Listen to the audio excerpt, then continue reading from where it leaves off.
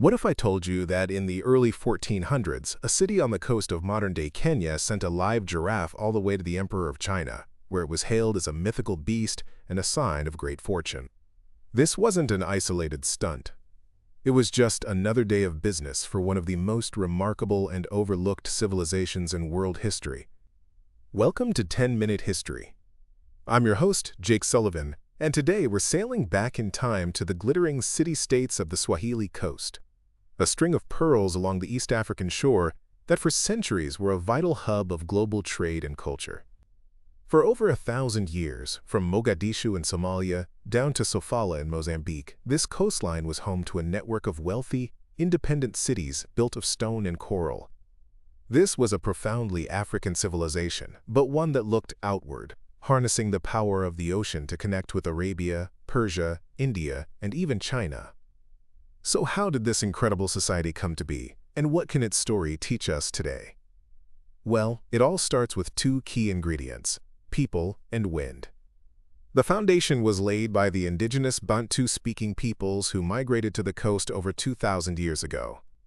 They brought with them the revolutionary technologies of ironworking and agriculture, establishing villages and mastering the coastal environment. The second ingredient was the engine of history itself in this part of the world: the monsoon winds. The Indian Ocean is unique because its winds completely reverse direction seasonally. From April to September, the Kusi wind blows from the southwest, creating a perfect highway for ships sailing from Africa to India and Persia. Then from November to February, the Kaskazi wind blows from the northeast, bringing those same ships, now full of cargo, right back to the African coast. This predictable rhythm turned the vast ocean into a highway, and the people of the coast became its toll keepers and expert navigators. Even in the 1st century CE, a Roman-Egyptian sailor's guide called the Periplus of the Erythraean Sea described a port on this coast called Rapta, where Arab traders were already living, intermarrying with the locals and speaking their language. This was the beginning of a process of cultural fusion that would define the Swahili people. The real golden age of the Swahili city-states kicked off around the 8th century, and the catalyst was the arrival of Islam. Arab and Persian Muslim merchants, who had long traded in the region, brought their faith with them. For the Swahili elite, embracing Islam was both a spiritual and a brilliant strategic move. It plugged them into the Dar al-Islam, the vast abode of Islam that stretched from Spain to Indonesia, providing a common legal framework and a shared language of commerce that made trade across continents easier and more trustworthy. This led to the famous Shirazi myth, a legend that the ruling families of cities like Kilwa were founded by princes from Shiraz in Persia. For a long time, historians thought this meant the Swahili were basically Arab or Persian colonies. But now we know the truth is far more interesting. Archaeology and DNA evidence prove that Swahili civilization grew directly from its African roots. The Shirazi story wasn't literal history, it was a form of political branding.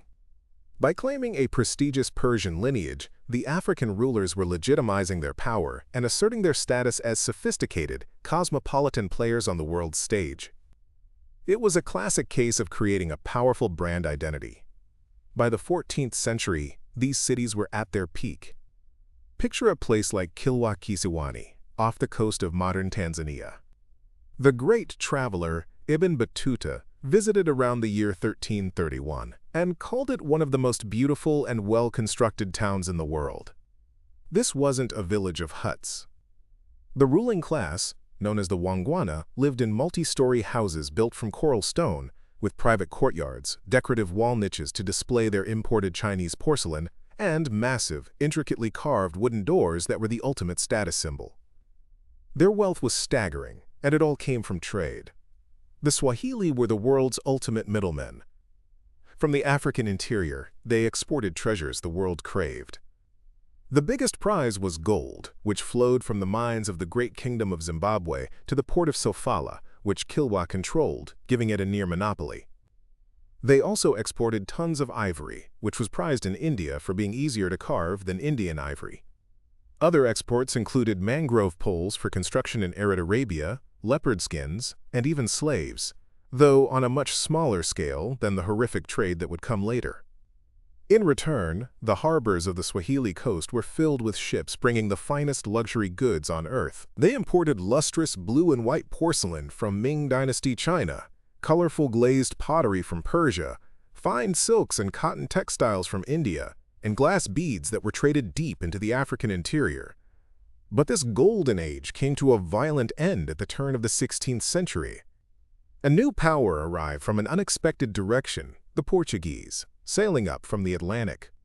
Led by explorers like Vasco da Gama, the Portuguese were not looking to join the friendly, multicultural trade network. They wanted to smash it, control it, and monopolize it by force. They had a potent combination of religious crusading zeal and a new, terrifying military technology, ship-mounted cannons.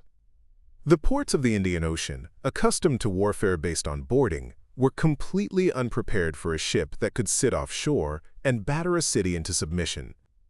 In 1505, the Portuguese fleet arrived at the wealthy city of Kilwa. When the Sultan refused their demands, they stormed the city, plundered its riches, and raised a cross over the palace. They repeated this brutal process up and down the coast, sacking Mombasa multiple times and enforcing their control through a system of fortresses and naval passes called kartazes. This was basically a protection racket on an oceanic scale. Any local ship caught trading without a paid Portuguese permit could be seized and its crew killed.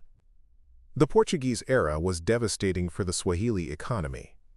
The flow of wealth dried up, and the great cities began to decline. But Swahili culture was resilient, and help would come from a familiar place.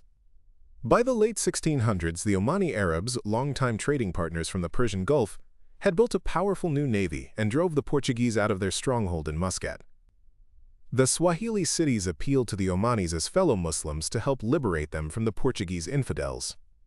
The struggle culminated in an epic, nearly 3-year siege of the main Portuguese stronghold, Fort Jesus in Mombasa. In 1698, the fort finally fell, and the Omani era began. This new chapter brought a dramatic resurgence of wealth, but it also had a very dark side. The Omani Sultan, Sayyid Said, moved his entire capital from Oman to the island of Zanzibar in 1840. He turned Zanzibar and the neighboring island of Pemba into a vast plantation empire for growing cloves, a highly valuable spice. This new plantation economy required a massive, constant supply of forced labor. This led to an explosion in the East African slave trade. The old, smaller-scale domestic slavery of the Swahili Golden Age was replaced by a brutal system of chattel slavery, where millions of people were captured in the interior and sold in the notorious Zanzibar slave market to work to death on the plantations.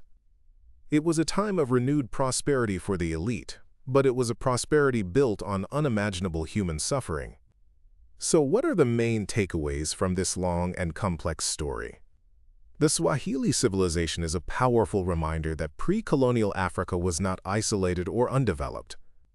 It was home to sophisticated, urban, and globally connected societies that were major players in world history for centuries.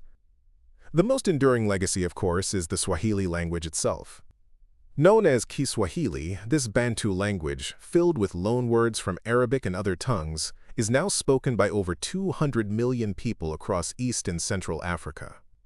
It stands as a living testament to the trade routes and cultural connections forged by the medieval city-states.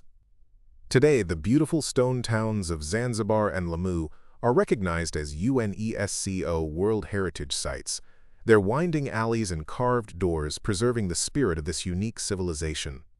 The story of the Swahili Coast is a story of a people who mastered the space between continent and ocean, creating a vibrant culture of fusion that has left an indelible mark on the world.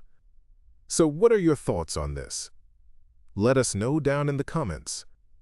If you found this interesting or learned something new, please give this video a like, and don't forget to subscribe to 10-Minute History for more deep dives. Thanks for listening.